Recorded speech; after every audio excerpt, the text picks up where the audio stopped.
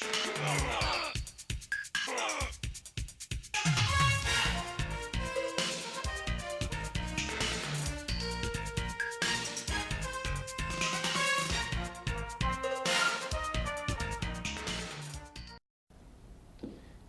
this is State Senator Dale Ryder. Today is Friday, May 13th, and I'm talking to you again here today from my office in the Illinois State Capitol. Thanks again for joining me on a 2-minute drill edition.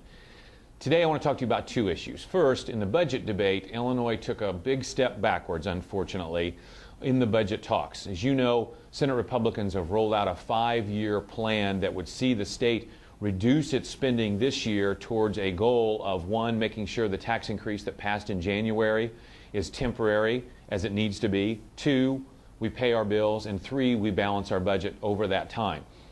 Today, after about 45 minutes notice and no committee hearings whatsoever, the Democrat majority in the Illinois Senate introduced and passed a budget that increases spending in this state from this year to next year by $800 million. There's not many things that we can assure ourselves of in this life, but one is this, is that if this state government decides to spend $800 million more next year than we're spending this year, we will not have a balanced budget, we will not pay our bills without borrowing, and the tax increase that passed in January, which everyone who voted for it said it would be temporary, will in fact become permanent.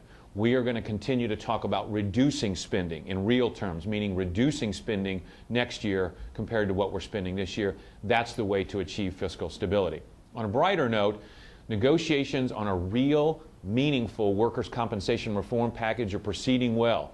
We are very close to achieving what would be very meaningful reform in a system that is costing Illinois employers hundreds of millions of dollars more in insurance premiums than what those very same employers would pay in states surrounding us.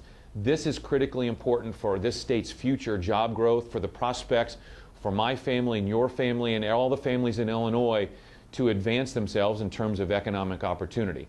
If you have contacted your legislators or the governor and encouraged this kind of reform, consider doing so again. If you've not yet done that, please reach out to the governor and your elected legislators and let them know that you believe it's critical to this state's economic future that we pass meaningful workers' compensation reform. Thanks again for joining me on an edition of the 2-Minute Drill, and have a great weekend.